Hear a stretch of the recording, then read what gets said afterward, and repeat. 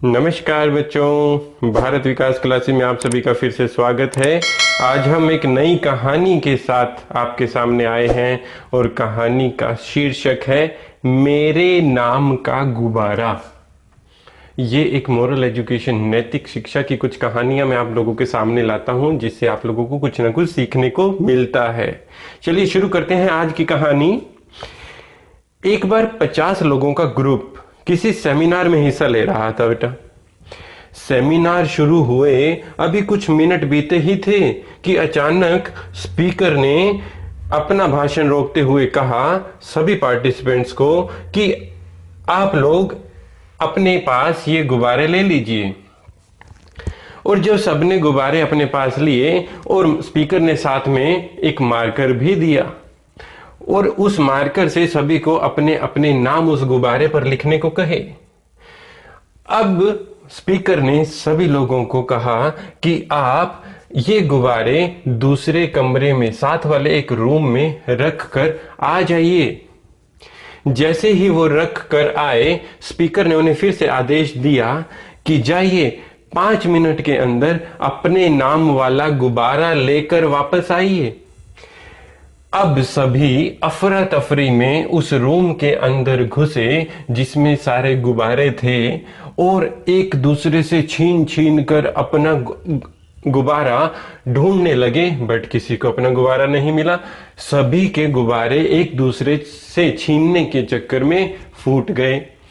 वो सारे के सारे जो भी पार्टिसिपेंट्स थे वो खाली हाथ वापस आए। और जब वो वापस आए, स्पीकर बोला क्या हुआ, आप लोग खाली हाथ क्यों आए?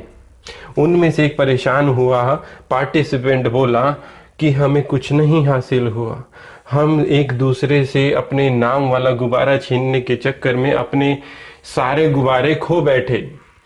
फिर स्पीकर ने फिर से उन्हें कहा कि आप लोग अब दोबारा जाइए और 5 मिनट के अंदर कोई भी गुब्बारा लेकर वापस आइए। अब सब फिर से गए। जाने के बाद कमरे में जिसके हाथ जो भी गुब्बारा लगा, उस गुब्बारे पर जो नाम लिखा था उसने पढ़कर सबको एक दूसरे को दे दिया जिसके नाम का गुब्बारा जो था। अब सभी 3 मिनट में आराम से बिना भगदड़ के वापस भी आ गए। 5 मिनट का समय था, 3 मिनट में वापस आ गए। अब सभी खुश थे।